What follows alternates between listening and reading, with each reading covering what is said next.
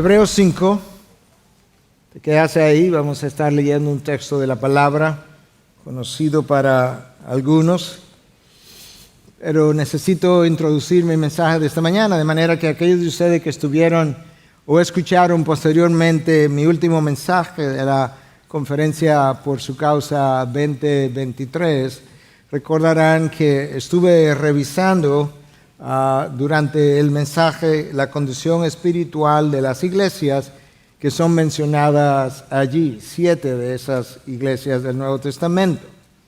5 de esas iglesias fueron reprendidas por el Señor precisamente por la condición espiritual en la que habían caído. Y ciertamente, como era de esperarse, algunas estaban peor que otras. La iglesia de Sardis estaba en la peor situación porque Cristo la calificó de muerta, de manera que esa era una iglesia llena de incrédulos y con algunos creyentes a quienes Cristo le estaba todavía llamándolo al arrepentimiento. La iglesia de Laodicea estaba en un estado agónico. Cristo le dijo que hubiese preferido que ella fuera fría o caliente, pero que no era ni una cosa ni la otra, sino tibia, y que por tal razón estaba a punto de vomitarla de su boca, de tal forma que su condición espiritual había causado la náusea espiritual de nuestro Señor. Y sin embargo, aún en esta iglesia, Cristo la llamó a arrepentirse mientras todavía había tiempo, de tal forma que no todo se había perdido, todavía había una oportunidad de regresar. La iglesia de Éfeso, a pesar de su conocimiento doctrinal, a pesar de su esfuerzo, de su arduo trabajo, de su perseverancia, de su capacidad para desenmascarar a los falsos apóstoles y de haber sufrido, le dice Cristo, de haber sufrido por causa de mi nombre, tú tienes eso a favor de ti, todo eso a tu favor. Sin embargo, yo tengo contra ti que tú has perdido tu primer amor. Y le dice, recuerda de dónde has caído, recuerda lo alto que habías volado y lo bajo que está. Arrepiéntete. Y yo menciono todo eso porque yo creo que el resto de las iglesias reprendidas comenzaron perdiendo su primer amor. Y sin embargo, yo creo que hay algo que ocurre previo a la pérdida del primer amor. Y de eso yo quisiera estar hablando en el día de hoy. Y me estoy refiriendo a la falta de crecimiento espiritual. Yo creo que este es el orden de cómo las cosas se dan. Primero tú dejas de crecer. Luego, tú pierdes tu primer amor. Luego te distraes con algunos otros amores. Luego te alejas del Señor, de su pueblo. Luego te alejas mucho más y finalmente tú mueres. Pero lo primero que ocurre es que tú dejas de crecer y como ya aludió el pastor Luis, mi mensaje en esta mañana es crece o perece. Y está basado en un texto del libro de Hebreos, capítulo 5, que yo voy a estar leyendo contigo, comenzando en el versículo 11. Y luego comienzo a desempacarlo. Acerca de esto, hablaremos de qué es esto. Acerca de esto tenemos mucho que decir y es difícil de explicar, puesto que ustedes se han hecho tardos para oír. Pues aunque ya debieran ser maestros, otra vez tienen necesidad de que alguien les enseñe los principios elementales de los oráculos de Dios.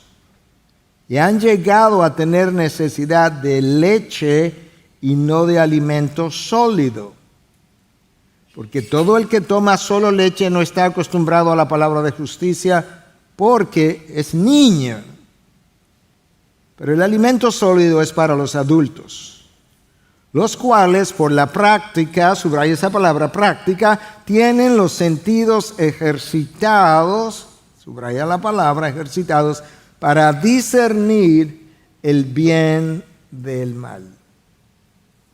El autor de Hebreos, que no sabemos exactamente quién fue, algunos postulan que Pablo, otros que Apolos y así sucesivamente, no vamos a emplear tiempo en eso ahora, pero el autor de Hebreos comienza a hablar en el capítulo 5 a esta audiencia acerca de Melquisedec y de cómo el sacerdocio de Cristo era de acuerdo a la orden de Melquisedec. Y Melquisedec fue aquel personaje, sacerdote, que cuando Abraham regresaba después de haber derrotado a 4 reyes para liberar a su sobrino Lot, que había sido capturado, él se encuentra con Melquisedec, que venía acompañado del rey de Sodoma. Y Melquisedec habla con él, Abraham habla con él, y Abraham termina dándole un diezmo de todos los bienes capturados.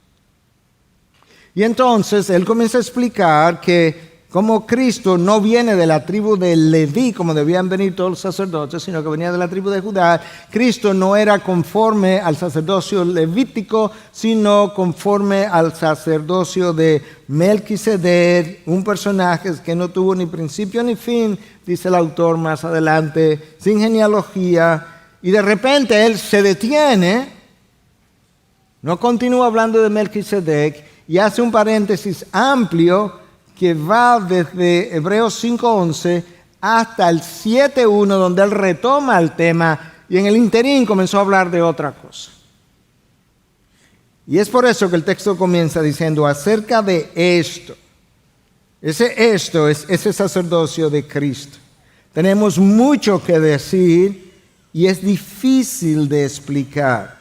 Uno pensaría, si te paras ahí, que es difícil de explicar porque esto es profundo, esotérico, extraño. Solo quizás algunos más avanzados lo podrían entender. Nada de eso. Escucha la razón. Puesto que ustedes se han hecho tardos para oír.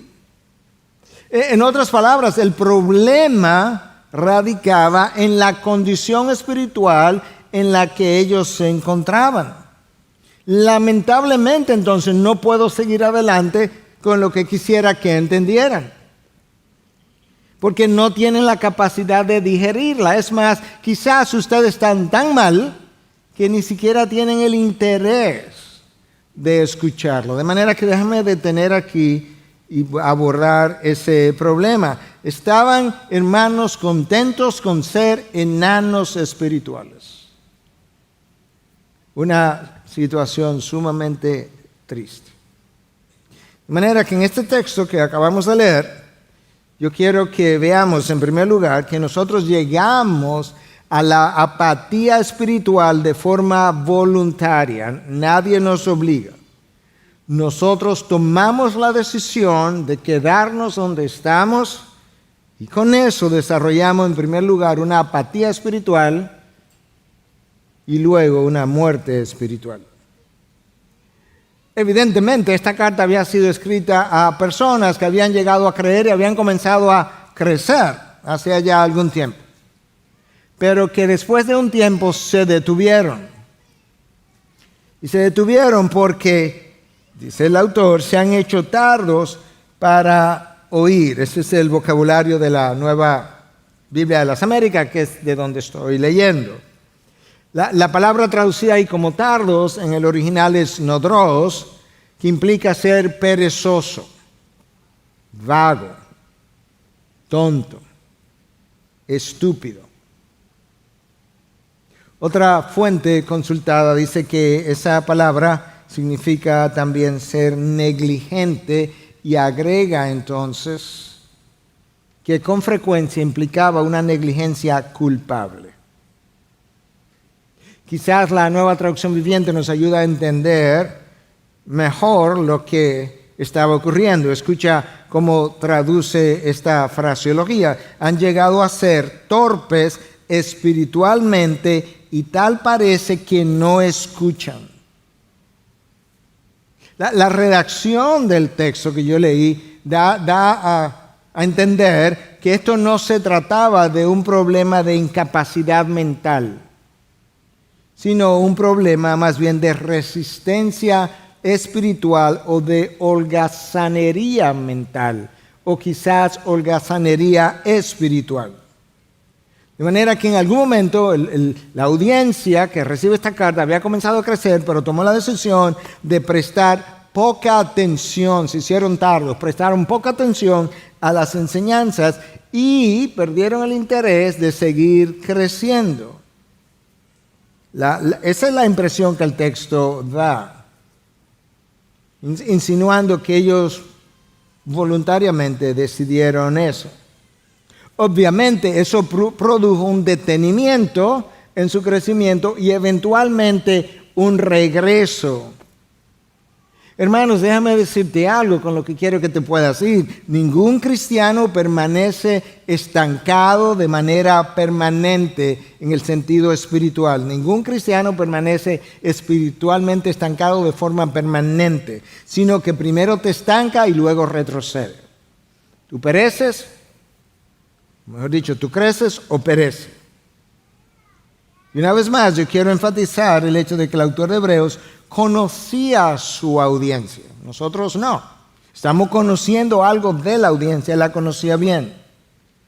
Y llegó un momento, aparentemente, según lo que él dice, que ellos cerraron sus oídos a la voz de Dios y comenzaron a oír su propia voz, que es uno de nuestros problemas mayores. Ya se ha hecho la observación que la persona a quien tú más oyes, la persona con quien tú más conversas todos los días, es contigo mismo. Y la razón es sencilla, nosotros nos decimos las cosas que queremos escuchar. Tú hablas más de lo que piensas, a ti mismo, y te lo crees. Hermanos, yo quiero decirte que tú no puedes ser el paciente y el médico al mismo tiempo. Déjame ilustrártelo con un amigo o colega que yo tengo. Él me llama de vez en cuando se enferma o se va a hacer algún procedimiento y quiere escuchar mi opinión. Él es médico, pero él hace esto. Y entonces luego que él me pregunta, al final me dice, recuérdate que el médico que se trata a sí mismo tiene un estúpido como paciente. En el mundo espiritual no es diferente y tiene mucho de verdad lo que él me dice. En el plano espiritual es igual. Es el que está enfermo espiritualmente tiene que recordar las palabras de Jeremías cuando nos dijo que el corazón, el tuyo y el mío, el corazón es engañoso y sin remedio. Por Dios, Jeremías, dame esperanza. Sin remedio. En otros casos, yo creo que la medicina me ayuda a ver muchas cosas entre el enfermo médicamente o físicamente y el enfermo espiritual. En algunos casos el paciente me llama y me dice, doctor, ¿usted no tendría la posibilidad de prescribirme algún otro medicamento? Porque esa medicina es muy cara y yo no quisiera pagar ese precio. Y en ocasiones ciertamente no lo pueden pagar, pero en ocasiones el paciente es más honesto y me dice, yo simplemente no lo quiero pagar. En el plano espiritual es exactamente igual. Yo creo que muchos no siguen creciendo porque han tomado voluntariamente la decisión de no pagar el precio del esfuerzo requerido para crecer. Si eso es lo que me va a costar, no lo decimos así, lo decimos con los hechos. Otros no quieren abandonar aquella cosa que ha desplazado a Dios de su trono y que ahora yo lo tengo compartiendo el trono de Dios. Pero sabes una cosa, como dice en inglés, no me puedo comer el bizcocho y tenerlo al mismo tiempo. O me lo como o lo tengo. Necesitamos recordar, hermanos, y si no lo sabía, entonces aprenderlo. La caída del ser humano produjo en nosotros una pereza espiritual que ahora es intrínseca a tu naturaleza humana. Esa naturaleza humana, nos dice Pedro en su primera carta en 2:11, tiene pasiones carnales. No estoy haciendo una paráfrasis de Pedro, estoy literalmente citando pasiones carnales que combaten contra el alma. ¿Escuchaste el vocabulario que Pedro usa para referirse a tus pasiones y las mías en la carne? Son pasiones porque tienen fuerza de controlarnos, de empujarnos. Son carnales porque son propias de la naturaleza humana caída, pero no forman parte de lo que es mi espíritu ya regenerado, por eso son carnales. Y combaten, esa es la frase que Pedro usa, contra el alma, porque es una lucha campal entre los deseos del espíritu y los deseos de la carne. Gálatas 5:17, que termina diciendo Gálatas 5:17, Pablo diciendo, por tanto no podéis hacer lo que queréis. Así es la lucha de intensa, de continua.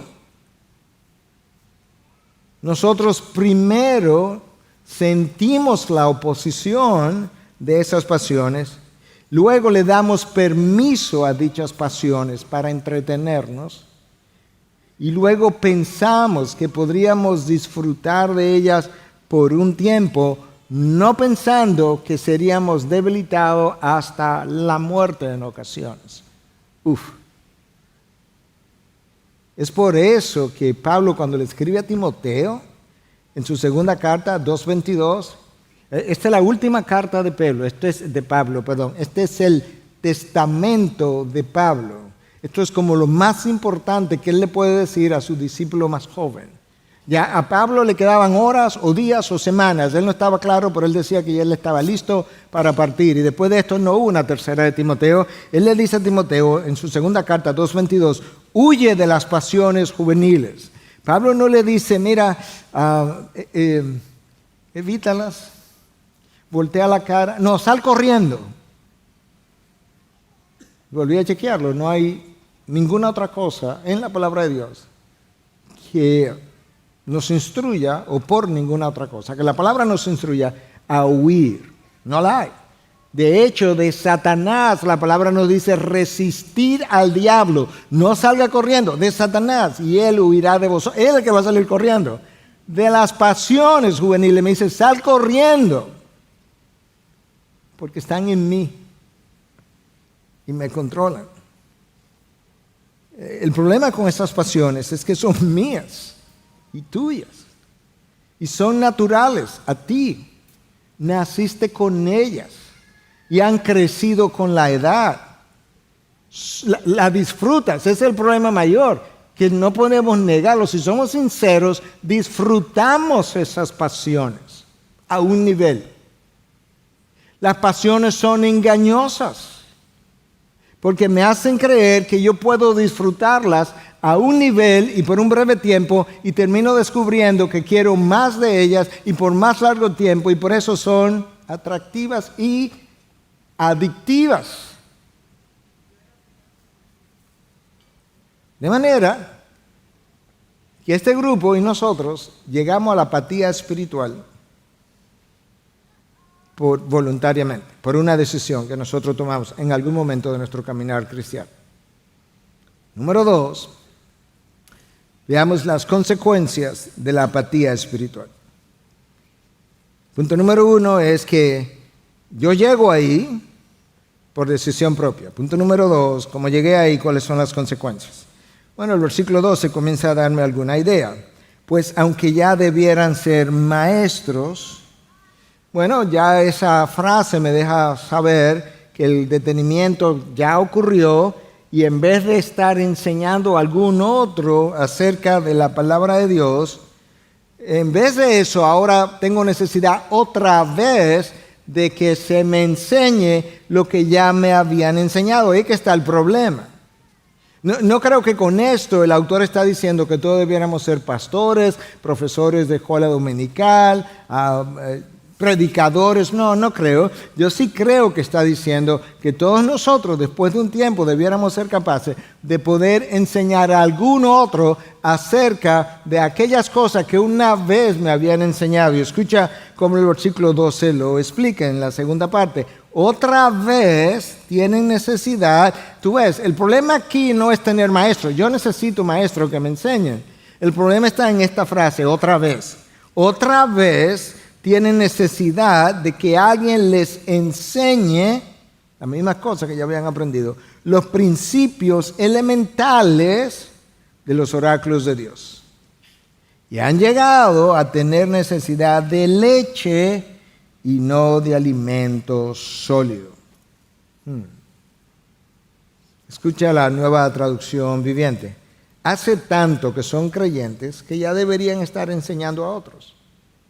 Hace un tiempo.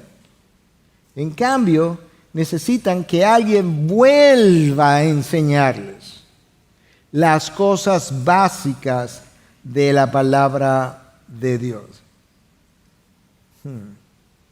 Quizás aprendieron el ABC y se le olvidó. O quizás no se le olvidó, quizás memorizaron el ABC, pero no tenían la menor idea de las implicaciones. No sabía que con el abecedario se hacen oraciones, se conversa, se escriben libros. Y el autor entonces pasa al uso de esta metáfora y le dice, han llegado a tener necesidad de leche, pero eso es otra vez, y no de alimento sólido. La frase han llegado implica, ya ustedes pasaron y ahora volvieron para atrás. Tú conoces los niños, ellos nacen, se alimentan de leche, pero pasado un tiempo necesitan alimento sólido. La idea es esta. Imagínate un joven, era un niño, creció, era un infante, era un niño, creció, ahora es un joven, 20 años, 25 años. Y tú entras a su casa y lo encuentras en la sala con un biberón de leche. Y vuelve en la cena y él está con un biberón de leche.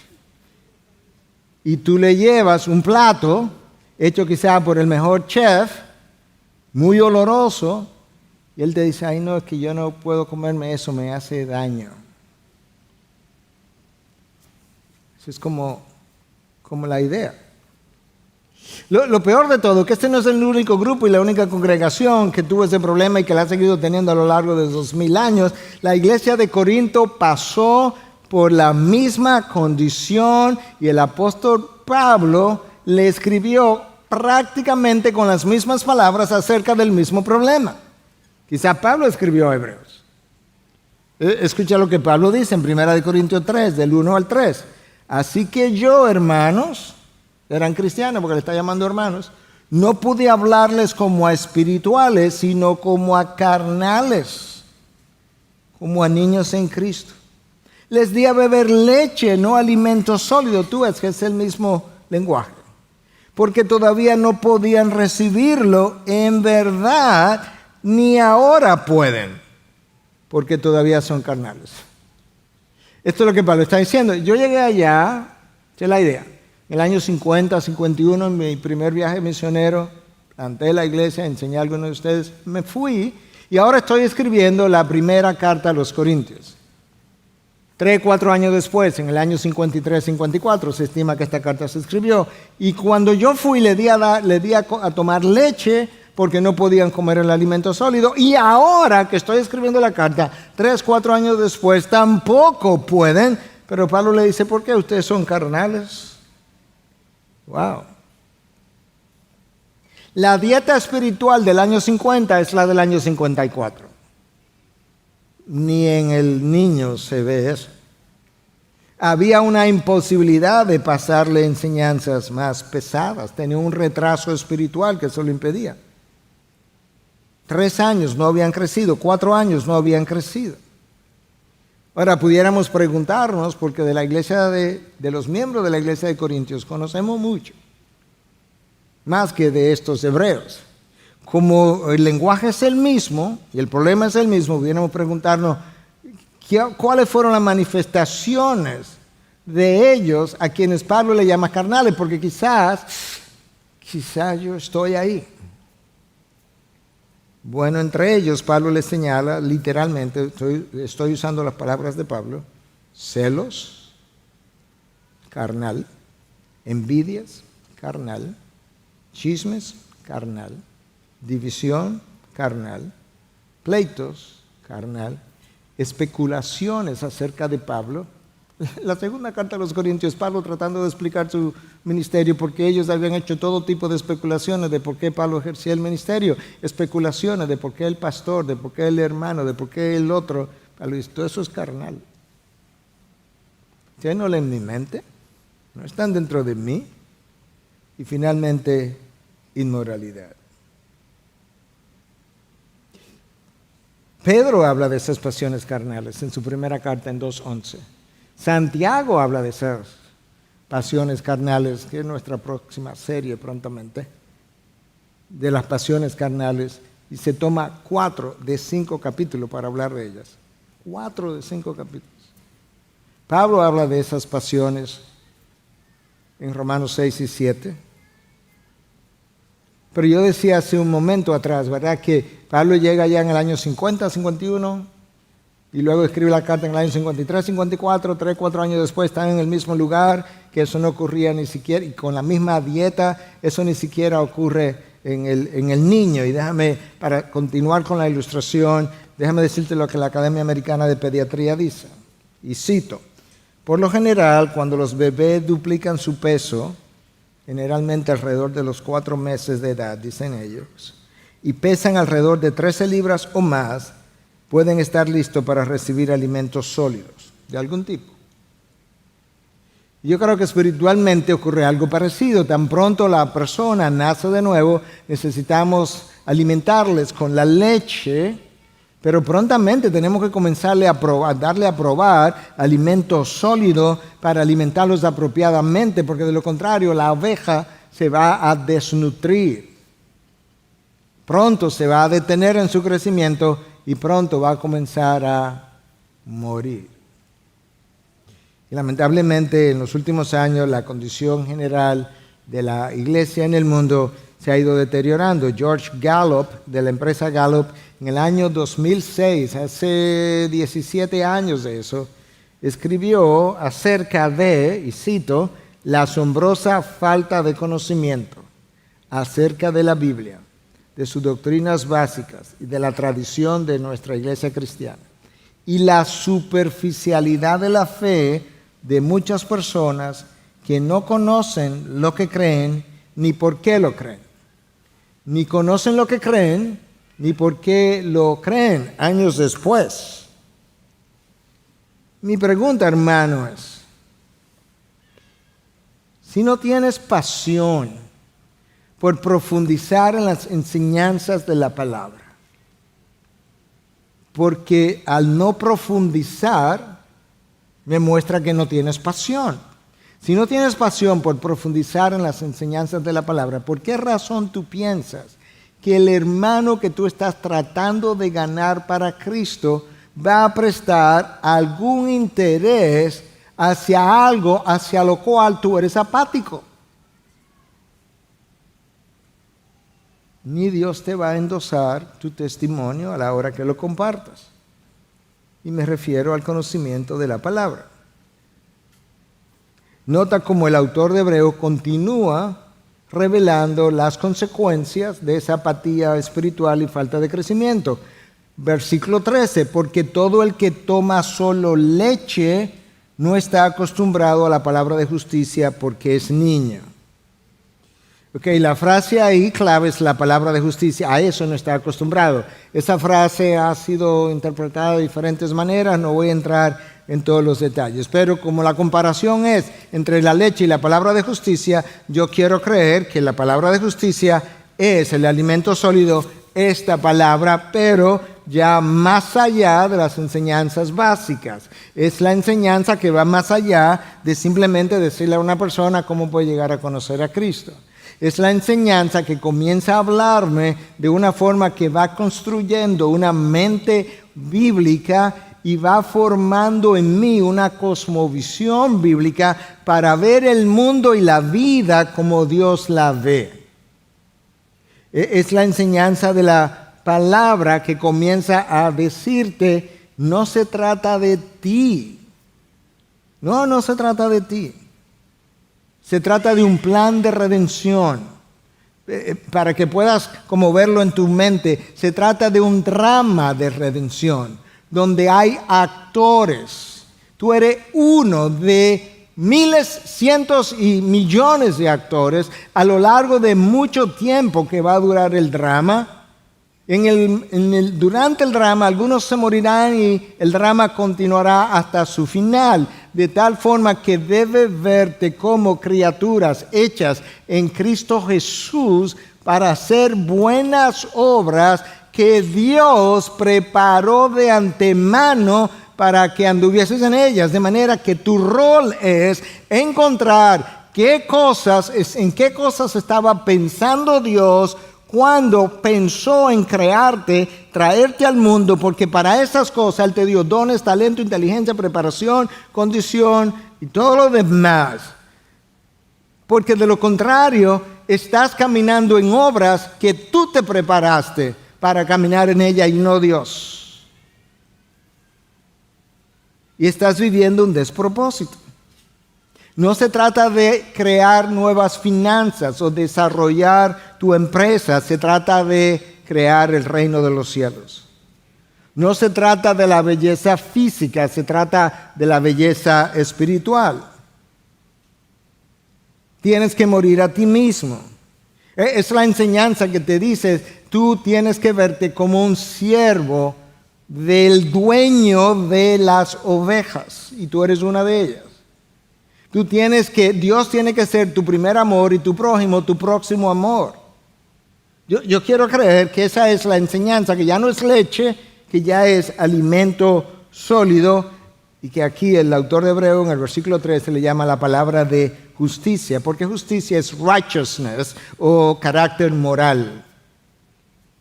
The word of righteousness. Yo creo que es eso.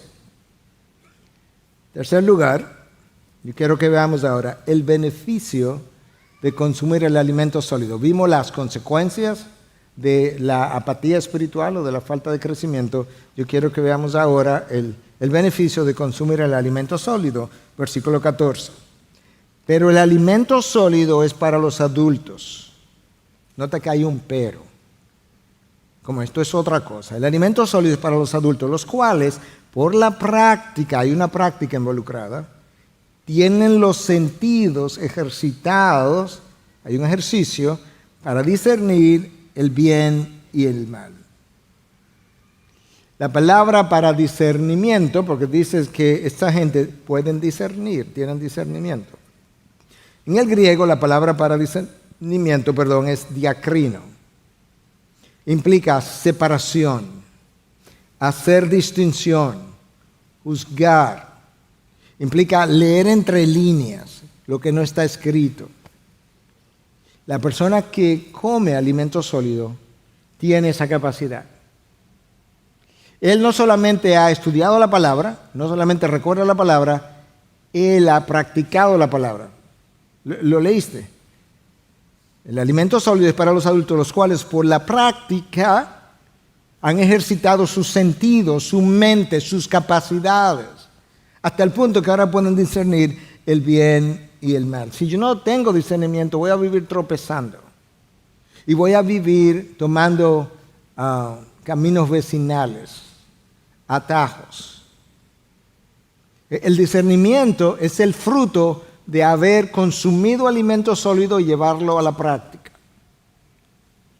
El discernimiento es aquello, ¿verdad? O tiene que ver con aquellos que poseen la capacidad para separar la verdad del error.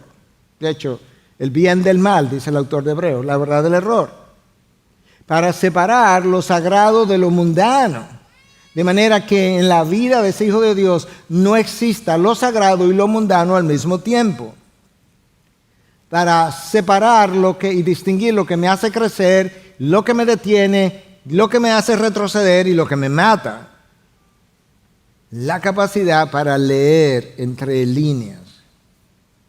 Eso estaba ausente en los consumidores de leche de la ciudad de Corinto y también en este grupo de hebreos. Hermanos, si yo no sé separar la verdad del error, ¿tú sabes qué va a pasar? Que voy a llamar al bien mal y al mal bien. Que fue exactamente lo que Isaías 5:20, que es exactamente lo que Isaías 5:20 dice. El pueblo de Dios estaba siendo juzgado porque era un pueblo que había llegado a llamar al bien mal y al mal bien. Eso es exactamente donde está la generación de hoy en día, donde al diseño de Dios de hombre y mujer, que es lo que está bien, se le ha llamado que está mal, y a lo que está mal se le ha llamado que está bien, y cuando tú apruebas el diseño de Dios y desapruebas la distorsión del diseño del hombre, entonces tú estás haciendo discriminación y mereces ser juzgado. Y hay múltiples iglesias que han abrazado esa ideología. Notaste que el autor de Hebreos dice que el alimento sólido es para aquellos que tienen los sentidos ejercitados. Hay un ejercicio. No es por accidente que cuando Pablo le escribe a Timoteo le dice ejercítate para la piedad, 1 Timoteo 4:7. Otras versiones dicen disciplínate para la piedad. Hay un esfuerzo, hay una disciplina. Hay cosas que yo tengo que decir no. ¿Te has fijado como los atletas que entrenan para las Olimpiadas, cómo emplean horas y horas y horas y horas al día y se niegan alimento y horas de sueño? Hacen toda clase de negación, pero no los hijos de Dios. Hermano, si no te vas a llevar nada más porque se te va a olvidar todo, llévate esto. Te lo voy a leer. Si tu salvación le costó a Cristo la encarnación, la humillación, gotas de lágrimas, gotas de sangre y finalmente la muerte para darte vida eterna, no puede ser que quieras viajar a través de la vida cristiana en aire acondicionado y acolchado. No. ¿Cómo podemos ser tan insensibles a la muerte de Cristo, al sacrificio de Cristo?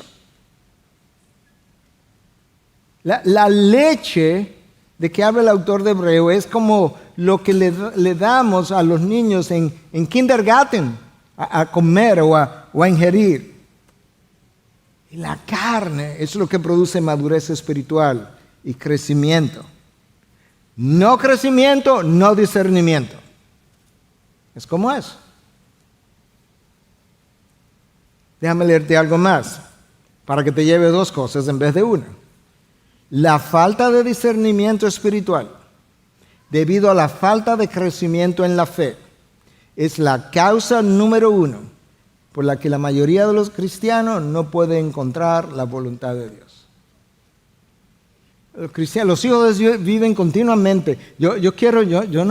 Se me hace difícil encontrar la voluntad de Dios y Dios allá arriba diciendo, yo la estoy revelando todo el tiempo, la quiero revelar todo el tiempo, revelar una gran parte de mi palabra ya. Y pongo mi espíritu dentro de ti para que te pueda empujar y crear deseo en la dirección de mi voluntad y todavía permanece confundido acerca de mi voluntad. ¿Sabes por qué? Porque tienes mucho ruido alrededor de ti, dentro de ti, tienes demasiadas distracciones, demasiadas cosas que te atraen y por eso en medio de todas esas luces y colores y ruidos y sonidos, claro que mi voz está siendo ahogada. Claro que no puedes discernir la verdad del error, el bien del mal, mi camino de lo que no es mi camino. Hermanos, cada vez que tú encuentras algo que no debiera ser, que es contrario a la palabra de Dios, cada vez que tú pones eso a un lado, lo que queda de este lado es la voluntad de Dios. Es tan sencillo como eso, tan práctico como eso. Y aquí está todo el consejo de Dios, todo el consejo de Dios. Necesitamos el discernimiento espiritual. Y eso requiere múltiples cosas, pero hay dos de las cuales yo quiero hablarte y que están relacionadas a todo el texto de hoy. Obviamente yo necesito consumir el alimento sólido. Sin eso no puedo. Porque esta es la palabra que mide la verticalidad de lo que está torcido. Yo necesito consumir la palabra. Pero esa es la palabra que los hebreos no estaban consumiendo. Esa es la palabra que la mayoría de Dios no van a consumir hasta el próximo domingo cuando se sienten en una iglesia a escuchar otro sermón. Pero luego quiero encontrar la voluntad de Dios. Nosotros necesitamos la llenura del Espíritu, porque el Espíritu fue quien inspiró esta palabra. Y el Espíritu es que ilumina la mente para que entienda lo que Él inspiró. Por tanto, yo necesito la llenura del Espíritu. Además, yo necesito la llenura del Espíritu para que produzca en mí el fruto del Espíritu del cual forma parte el dominio propio para yo poderme negar las pasiones carnales que combaten contra mi alma. Entonces yo necesito llenura del Espíritu.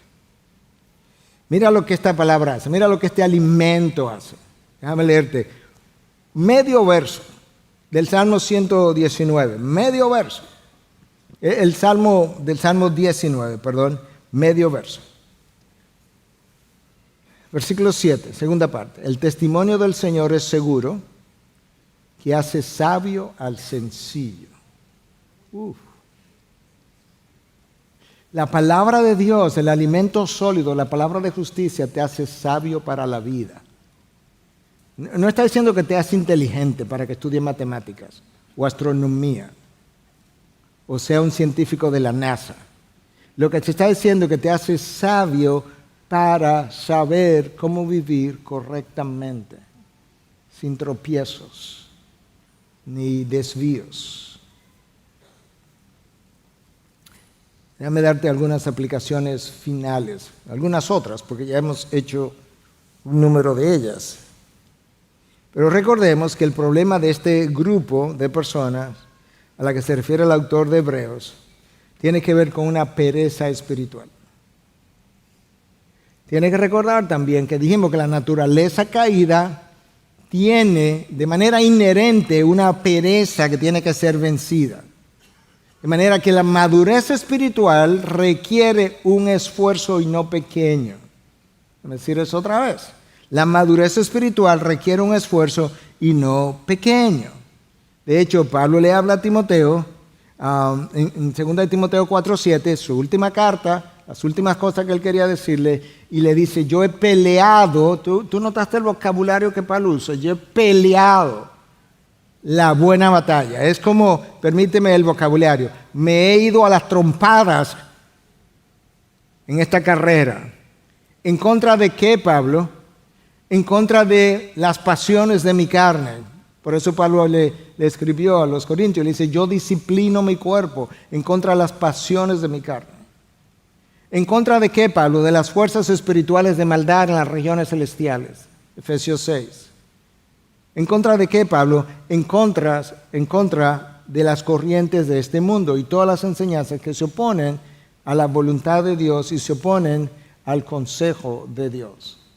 Martín Lutero decía, nosotros tenemos una lucha, una batalla que librar a 3 niveles todo el tiempo. De manera que no es fácil eso. Tienes una batalla que librar en contra de tu carne y sus pasiones, en contra del mundo y sus ideologías y en contra de Satanás mismo. La palabra de Dios es tan congruente porque tiene un solo autor. Y luego Pedro nos escribe, primera carta, segunda carta de Pedro. En el capítulo 1, Pedro nos habla de que Dios nos ha provisto todo lo necesario para la vida y la piedad. En otras palabras, no tiene nada de que quejarte ni carece de nada. Dios proveyó todo lo que necesita para la vida y la piedad. ¿Y cómo lo proveyó Pedro? Por medio de su poder divino que habita en ti. ¿Y cómo más, Pedro? Por medio de sus promesas, la palabra de Dios. Eso es lo que él está diciendo. Pedro está diciendo, tienes la palabra y tienes el Espíritu, ya Él proveyó todo lo que tú necesitas para la vida y la piedad. Lo interesante es que en la Nueva Biblia de las Américas, esa lista de virtudes que yo debo cultivar de acuerdo a Pedro, con eso que Dios me proveyó, comienza diciendo que lo haga con toda diligencia. Y la frase con toda diligencia significa esforzarse al máximo. ¿Cómo fue, Pedro? Que las virtudes espirituales o características de la vida espiritual que todo cristiano debe cultivar requieren máximo esfuerzo, porque tienes una batalla a 3 niveles. Mira cómo la Nueva Traducción Viviente traduce la segunda de Pedro 1:5, que es a lo que me estoy refiriendo. En vista de todo esto, de que Dios proveyó por medio de su divino poder y sus promesas, todo, esfuércense al máximo por responder a las promesas de Dios, complementando su fe con una abundante provisión de excelencia moral. Sí, pero la excelencia moral que requiere este esfuerzo máximo, es parte de la madurez espiritual o crecimiento del cual me estaba hablando el autor de Hebreos. Y si eso no fuera suficiente, el apóstol Pablo, preocupado por el crecimiento de sus seguidores también, le escribe a los Efesios. Y le dice en el capítulo 5, versículos 15 y 16, por tanto, tengan cuidado. En el 4, Pablo le dice que debemos crecer a la estatura de Cristo. ¿Okay? O sea, tu meta es crecer a la estatura de Cristo. Eso no es poca cosa. En el 5 él le dice entonces, por tanto, tengan cuidado cómo andan. Pueden simplemente andar en la vida, no como insensatos, sino como sabios, aprovechando bien el tiempo porque los días son malos. Hoy son terribles. Así pues, no sean necios, sabios, necios, insensatos, sino entiendan cuál es la voluntad del Señor. ¿Tú viste dónde caímos? En la voluntad del Señor. Para yo entender, descubrir, encontrar, cualquier palabra que tú uses, la voluntad del Señor, yo no puedo ser insensato, yo no puedo ser necio, yo tengo que ser sabio y tengo que aprovechar bien el tiempo. Yo dije todo eso con otras palabras. Ahora, en la palabra de Dios, el contraste entre la insensatez y la sabiduría no tiene nada que ver con capacidad intelectual, sino a la capacidad de vivir moralmente bien delante de Dios. Esa es la diferencia entre un insensato y una persona sabia. En la palabra de Dios, el insensato o necio es la persona que vive de forma indisciplinada. Él vive como si Dios no existiera, como si él no fuera a rendir cuenta a ese Dios, como si Dios no existiera. Quizás él dice creer en Dios, pero sus días revelan que él vive de espalda a Dios. Por el contrario, el sabio en la palabra de Dios es la persona que conoce la sabiduría de Dios, vive conforme a ella para honrar a su Dios. Esa es la persona que obtiene el mayor beneficio, el mayor gozo y la mayor satisfacción. Nosotros necesitamos todo eso para vivir, encontrar y vivir en la voluntad de Dios. Hermanos, si tú no vives en medio de la voluntad de Dios, tú vas a vivir en medio de tu propia voluntad.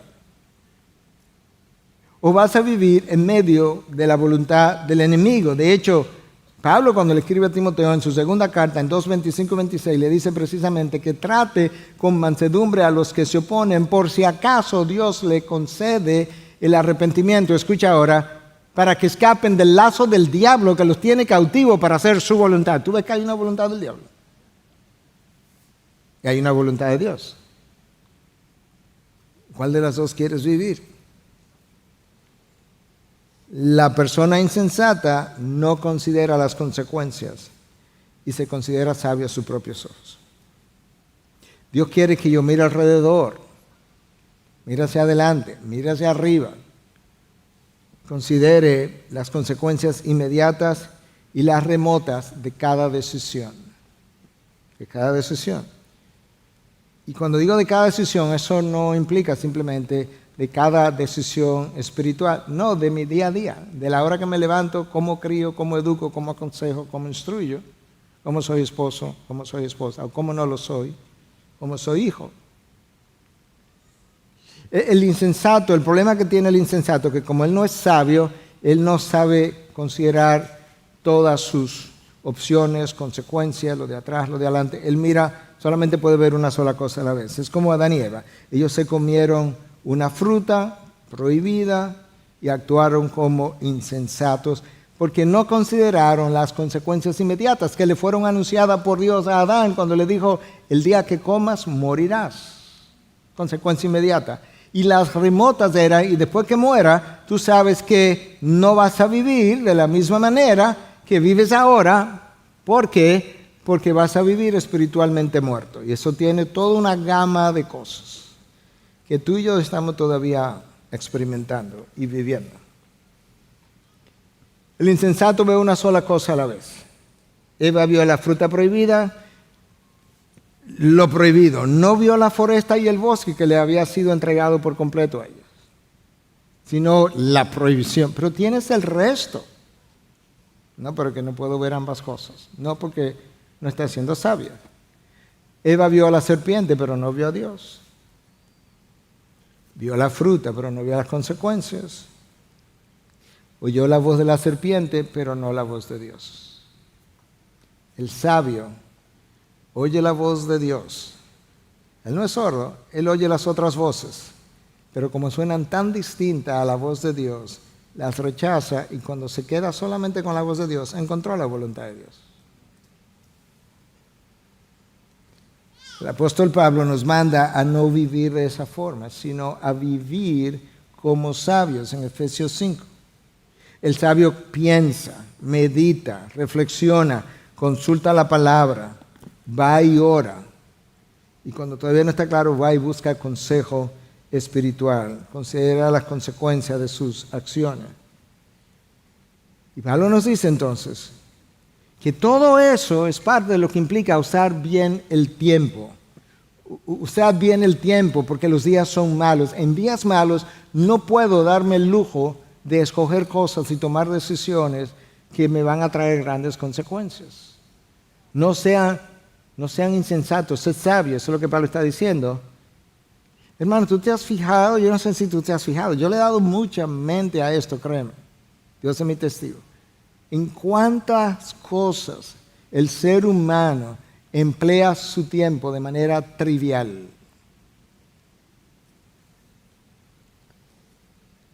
Cosas tan triviales que pertenecen como al chisme de la sociedad.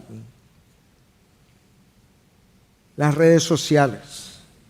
Cosas que se van a quedar aquí. ¿Tú has leído a Pedro? ¿Tú te has dado cuenta de lo que Pedro dice? Que este mundo entero se va a quemar. ¿Tú sabías que este es un planeta desechable? Y tú estás acumulando y preocupándote por lo que vas a hacer aquí y dejando un patrimonio aquí. Cosas que no tienen ninguna repercusión en el reino de los cielos. Que cuando llegues allá no vas a encontrar, no has ahorrado nada aquí. Porque todo está allá abajo. Y aquí no entra lo de allá abajo. ¿Y cuánto tiempo y dinero la gente gasta en cuidar su cuerpo? Si no me pueden salir cuadritos, voy al cirujano que me lo haga. Me estoy relajando. Como si Dios le diera importancia a eso. Todo eso, en el cuidado del cuerpo, con el poco tiempo que la gente emplea en cuidar el hombre interior. Muchas veces tenemos un hombre interior lleno de arrugas, mientras el hombre exterior planchadito. Un hombre interior débil, sucio, un hombre exterior limpio y robusto. Eso es vivir de forma insensata.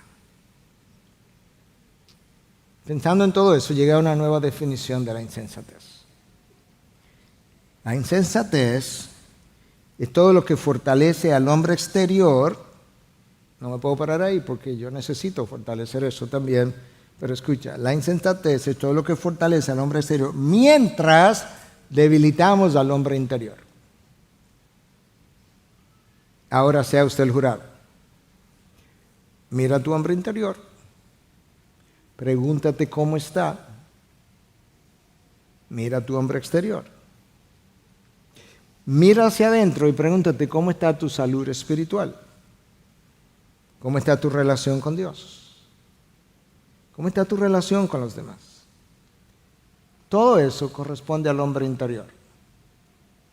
Y ahora, con esa visión del hombre interior, compara ese estado, esa evaluación, con el resto de tu vida. Con el estado de tu cuerpo físico, de tu casa, de tu carro, de tus cuentas de banco, de tu trabajo, tus pasatiempos, tus hobbies.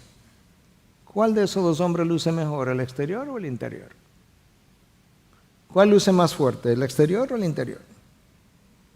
Porque si tu hombre exterior luce mejor que tu hombre interior, estás perdiendo tu tiempo. está contradiciendo la palabra de Dios cuando dice aprovechad bien el tiempo. Hermano, la palabra que aparece en el texto de Efesios 5, 15 al 17, que yo te acabo de leer, cuando habla de aproveche bien el tiempo, ni siquiera es la palabra cronos, que es el tiempo del reloj. No te dice aprovecha las 24 horas del día bien, eso es lo que está diciendo. La palabra es kairos, es otra palabra en el griego para tiempo, que implica una oportunidad. Y Pablo, Dios te está diciendo, por medio de la pluma de Pablo, vamos a decir, te está diciendo, aprovecha cada oportunidad que yo te doy en mi plan de redención para que al máximo puedas vivir el propósito para el cual yo te pensé. Que aprovechemos cada oportunidad que tenemos en la vida para vivir el propósito de Dios. El Kairos es una ventana de oportunidad. Padres que están aquí con hijos que están criando, cuando sus hijos se vayan de la casa y se vayan ya a la universidad a estudiar, o se casen, o se vayan simplemente porque ya trabajan y no están estudiando, pero ya trabajan y se independizaron, se cerró el Kairos de influenciarlo de manera significativa. Tu tiempo es ahora. ¿Le estás dando tiempo a hacer eso? Aprovecha el tiempo ahora. No hay más Kairos después de eso. Tus años de juventud y productividad van a terminar. ¿Qué es lo que te preocupa? ¿Un patrimonio? ¿O te preocupa el estado espiritual con el que vas a llegar cuando allá se pase lista para hacer rendición de cuentas según 2 Corintios 5:10? Yo estoy completamente consciente y preparado de que va a llegar un momento cuando ya yo no podré enseñar más o predicar más. Yo no sé si será mañana, esta noche o en 20 años. Yo no lo sé, pero estoy completamente consciente. Como estoy consciente de que mi Kairos se va a cerrar, por eso yo quiero dar la última gota de sudor y hasta de sangre si es necesaria detrás de este púlpito y para atender las ovejas de Dios. Descanso, lo necesito, está ahí el día de descanso. Pero ¿sabes qué? Vacaciones voy a tener una eterna, larga, para siempre, en la presencia de Dios. Mientras tanto, quiero hacer la voluntad de Dios, en el tiempo de Dios, con los recursos de Dios, para la gloria de Dios. Hermanos, tienes que morir a ti mismo, a tus deseos, sueños, pasiones y amores, para que Cristo viva en ti. Si no lo haces, vivirás toda tu vida insatisfecho y acusando a otros de tu insatisfacción. Y Dios te dirá, así no se entra al reino de los cielos. Y así no se vive dentro del reino de los cielos. Porque en mi providencia yo he determinado todo y las circunstancias en lo que te encuentras. Tienes que desear vivir en medio de la voluntad de Dios. El miércoles pasado vimos un número de testimonios extraordinarios de aquellos que se estaban bautizando. Si no estuviste aquí, te perdiste una de las mejores noches que hemos tenido. Y uno de esos jóvenes decía, yo no había tomado la decisión de ser cristiano porque creía que tenía que dejar muchas cosas atrás. Eso sigue pasando hasta la muerte de mucha gente. Tienes que poner tus ojos en la eternidad, hermano, para que puedas volar tan alto como el propósito de Dios haya determinado que tú vueles. Lo penoso y triste es que frecuentemente, no dije siempre, pero frecuentemente excelencia en el reino de los hombres implica mediocridad en el reino de los cielos. ¿Qué quieres? ¿El aplauso de los hombres o el aplauso de Dios?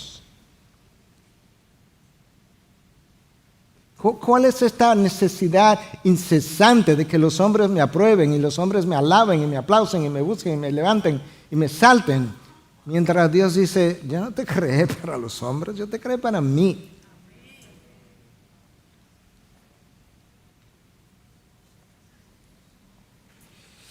Para cerrar, permíteme usar una ilustración. Está un poco modificada, justamente porque no era una ilustración para un sermón, pero es alguien de nuestra oficina que me mandó una ilustración que tiene puntos excelentes para cerrar. Tiene que ver con el hecho de cuando suena la alarma en la mañana, como mucha gente, ¿verdad?, lo ponen en lo que llaman el snooze o el botón de repetición para que suene en 5 o en 10 minutos otra vez para seguir durmiendo. Cada vez que tú le das, no me voy a levantar. Pues cuando Dios haga sonar tu despertador para que salga de tu sueño espiritual, no le dé al botón de repetición. Porque eso sería la forma de decirle a Dios, ahora no, Dios, voy a cambiar mañana. Empezaré a vivir para ti mañana. Comenzaré a compartir mi fe mañana. Comenzaré a atenderte mañana. Tampoco hagas todos ustedes que han estado en hoteles o lo han visto quizá en películas, hay unos letreritos que tú pones afuera de tu puerta que dicen no molestar. Lo conocen, ¿verdad? De manera que alguien va a tocar y ve el letrero que dice no molestar y pues cuando Dios vaya a tocar tu puerta, no le ponga un letrero no molestar. Porque cuando haces eso, le estás comunicando, estoy contento con ir a la iglesia, estoy contento con ir a la IBI. Oye, aire acondicionado, cómodo. Con ir y sentarme, pararme, mirar lo que estás haciendo, oír los testimonios de otros, escuchar lo que estás diciendo y volver a casa sin cambiar. No me molestes. Tu Kairos se va a cerrar, hermano. Y cuando no se cierra por edad, muchas veces se cierra porque Dios te lo cierra. ¿Tú has leído lo que Pablo dice, que la razón por la que él corría como corría? No sea que yo mismo, después de haber predicado, sea descalificado. En otras palabras, no sea que me cierren mi Kairos y continúe viviendo, y aunque continúe eventualmente de aquel lado de la eternidad, Pablo, no serás el Pablo más. Ya yo terminé contigo.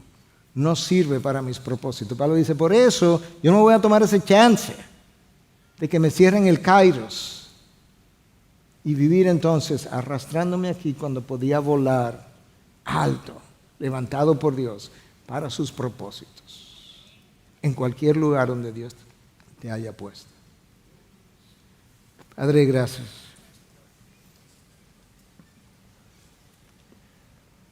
Es tan obvio en tu palabra que cada cosa que escribiste, dijiste, ordenaste, fue para mí. Señor, cada cosa que yo dije en este mensaje, si no fue para mí primero, no tenía nada que decirle a mis hermanos. Si no tenía un espejo en el que yo podía verme y seguir corrigiéndome, guiado por tu Espíritu, no tenía el más mínimo derecho de tomar el espejo y ponerlo delante de mis hermanos. De manera, Señor, que ciertamente empieza en mí. Todo empieza en mí. Todo comienza conmigo. El avivamiento de esta iglesia no se va a producir si cada uno de nosotros lo anda buscando, lo está anhelando y hace lo que necesita hacer para que ocurra. Empieza en mí, oh Dios. Ayúdame a morir a mí mismo. Tan claro en tu palabra. Si alguien busca su propia vida, busca salvar su propia vida y no muere a sí mismo, no es digno de seguirme. Señor, si yo no muero a mí mismo, soy indigno de seguirte. Martilla eso en la mente de cada uno de nosotros. Que dejemos de caminar como insensatos, que seamos sabios, que usemos cada Kairo para tu gloria, oh Dios. Gracias porque de la misma manera que a las peores iglesias de Apocalipsis tú le llamaste al arrepentimiento, de esa misma manera tú dices, yo estoy a la puerta y llamo. Cuando yo llame, cuando yo toque, si alguno abre, yo voy a entrar. Voy a comer con él. De esa misma manera, no importa lo mal que puede estar alguien que haya escuchado estas palabras. Tú estás a la puerta llamando. De hecho, este mensaje es parte de tu toque. Si hoy tú oyes su toque, No le pongas el letrero, no molestes. Ábrele la puerta, invítalo y permite que Él comience a limpiar y arreglar tu habitación hasta que Él esté complacido con el orden del interior de tu habitación. Gracias por acceder a este recurso. Espero que haya sido de gran bendición para tu vida. Te sugiero que te suscribas a este canal de forma que tú puedas recibir notificación la próxima vez que hayamos subido un nuevo recurso que pueda servirte de instrucción y bendición.